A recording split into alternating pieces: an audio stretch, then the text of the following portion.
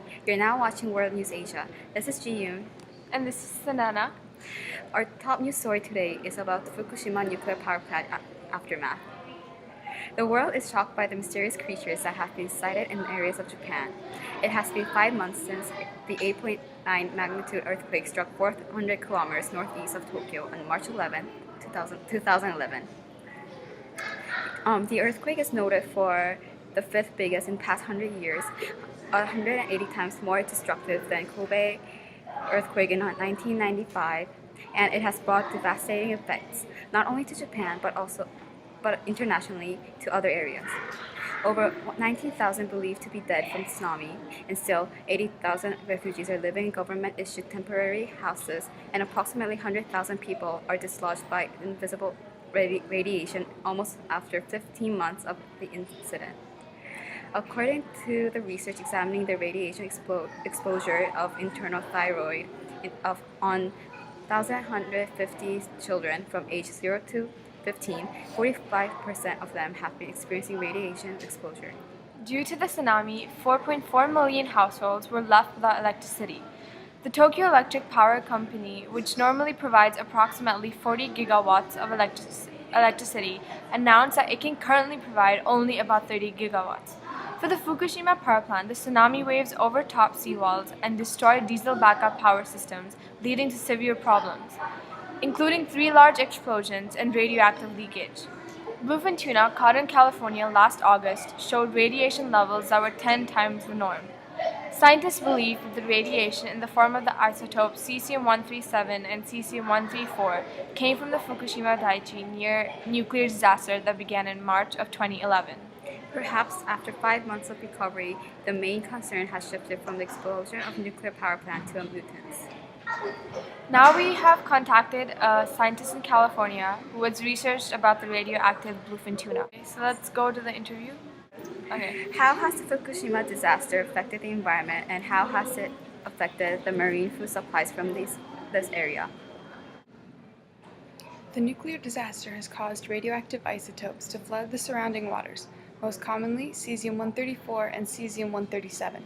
These isotopes are not toxic at low levels, but as you progress up the food chain, it becomes more and more concentrated.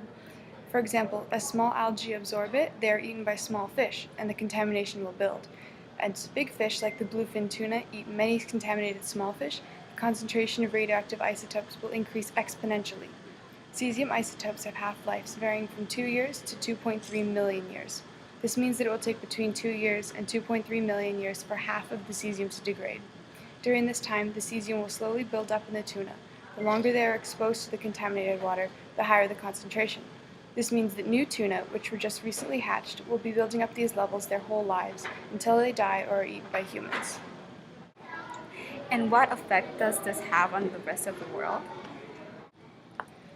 Since the radiation does not actually travel by itself, it's the animals which absorb it and transfer it.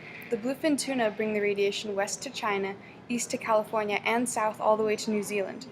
Loggerhead turtles will carry it to areas of Mexico, and salmon sharks carry the radiation north, along the coast of Japan, and eventually over to Alaska. Is this radiation the only danger in the water around Fukushima? Actually, no. There are also high levels of potassium-40, which is usually a naturally occurring isotope, but recent studies have revealed that the amount of potassium in the water was over 30 times higher than the combined radioactive cesium levels. Also, the maximum mercury level that is considered safe by the FDA is 1 part per million. In some bluefin tuna, however, the mercury levels have been found to be 6 times higher than the federal limit. These factors are contributing to the general unsafety of the marine life that has been exposed to contaminated waters around the nuclear power plant, and making it unwise to consume these contaminated species. Now we have a special guest, a Japanese government representative invited to our studio to discuss about the same topic, bluefin tuna, to get a better opinion from 2 sides. Good evening, Mrs. Charlotte. It's good to have you in the studio with us. Now, just diving right into the topic, is bluefin tuna considered safe to eat? What is your opinion? Although the levels of cesium have increased 10 times, the fish are still considered safe to eat in line with American and Japanese regulations. And scientists don't expect the nuclear fallout to linger in huge fish such as bluefin tuna. which grow to 10 feet and weigh over 1,000 pounds. This is because they generally shed radioactive substances easily, metabolizing it as they sail the world.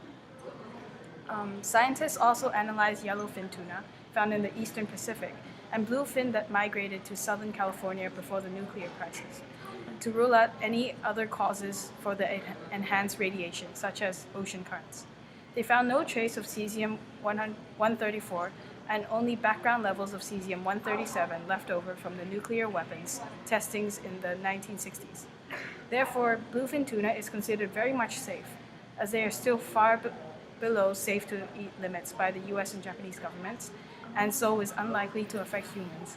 To ensure that no further dangers exist, the Japanese government will keep on top of the situation.